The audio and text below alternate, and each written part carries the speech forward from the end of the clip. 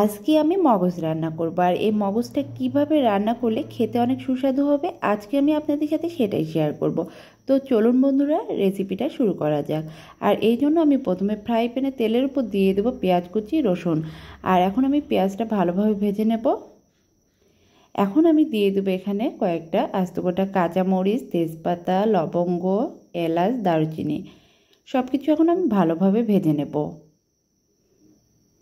দিয়ে দেবো আদা রসুন জিরা বাটা, স্বাদ মতো লবণ, মরিচের গুঁড়া, হলুদের গুঁড়া, ধনিয়া গুঁড়া আর সামান্য একটু পানি দিয়ে মশলাটা এখন আমি বেশ কিছুক্ষণ কষিয়ে নেব।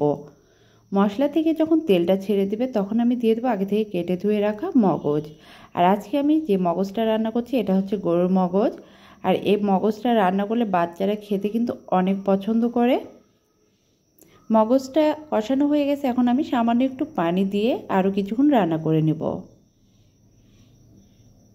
এই তো রান্নাটা প্রায় হয়ে এসেছে, আমি আর কিছুক্ষণ নাড়াচাড়া করে একটু গরম মশলার গুঁড়া দিয়ে দেব, দিয়ে চুলাটা অফ করে দেব। আর এইভাবে যদি মগজ রান্না করা যায় এটা কিন্তু পরিবারের বাচ্চা থেকে শুরু করে সবাই খেতে অনেক পছন্দ করবে।